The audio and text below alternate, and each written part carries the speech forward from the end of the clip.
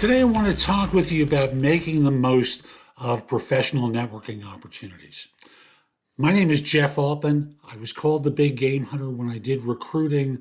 I used to hunt down leaders and staff for organizations, did it for a heck of a long time, and now I provide no BS coaching and career advice to people globally. And that can relate to a job search, hiring more effectively, managing and leading better, dealing with different workplace issues, because I make things easier for people. So if you're interested in contacting me after you see this video, visit my website, thebiggamehunter.us. Click the button that says schedule. If you just have a few questions, you can schedule time for what I call trusted advisor services. If not, if you want me to coach you through a search or a hiring process, what you can do is schedule time for coaching with me, or if you're not sure and want to check me out, schedule what I call a free discovery call. Now, I'll just simply say there's lots of different ways to do this, but I've made up a list of some points that I think are important. And the first thing I just want to remind you is know your audience before you attend a networking event or a networking situation. So you understand the type of attendees who will be there, the people who will be in the room or online with you, who can help, and that will help determine the best approach to start a conversation and make a meaningful connection. And if it's online and it's hard to make a meaningful connection, go to chat, send them a private message saying, I'd like to connect with you after this meeting. Send me your email address or your mobile number so we can set up a time to speak. Really very simple. And thus, show up to these events with a goal in mind. Before attending, think about what you want to achieve. Are you looking for a job opportunity, a business contact, want to build relationships with potential clients, or just looking to expand your network and you're doing this speculatively for a time in the future? Having a goal is going to help you focus your efforts and make the most of your time. Third point I want to make is practice what you're going to say when you introduce yourself, because that's what creates a first impression. Now, you may have heard the term elevator pitch. I hate elevator pitches because they sound so hokey. But instead, if someone asks you, what do you do? Or tell me about you, start off your answer with, people hire me too. And then finish the sentence. 1, 2 sentences tops, and what's in it for them to connect with you. As you heard me say at the beginning, people hire me for no BS coaching and career advice. I provided a sense of the kind of situations that I'm helpful in, and then from there, because I make it easier for people.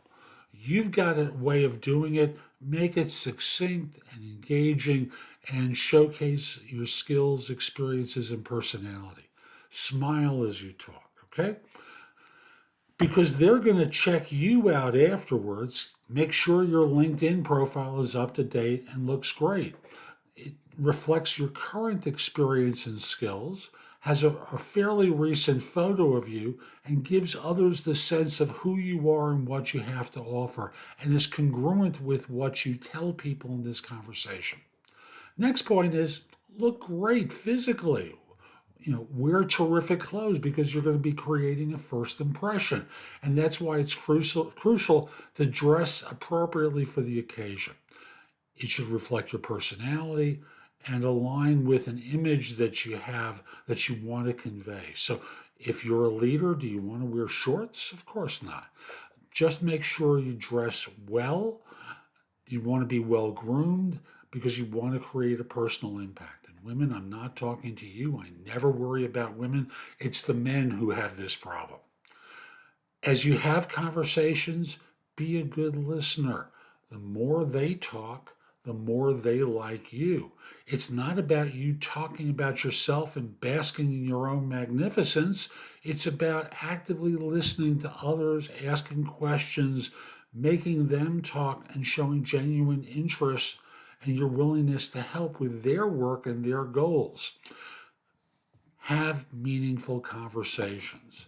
Don't just collect business cards and move on. Take the time to really talk to people and ask questions.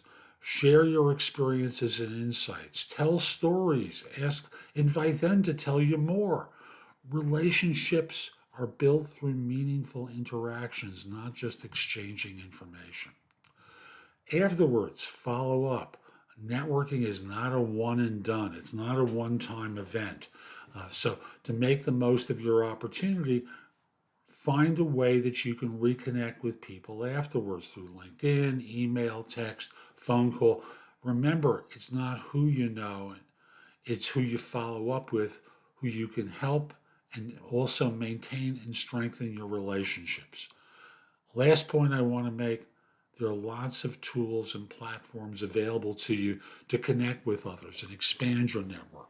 From LinkedIn to Meetup to Zoom, to other platforms that are video oriented, there's no shortage of ways to connect with people. So make sure you make use of different resources so that you can stay in contact. I hope you found this helpful. I'm Jeff Altman.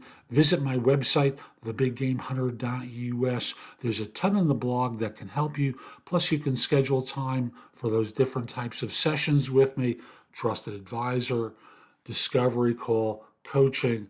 I want to help you. You can also find out about my video courses, books, and guides.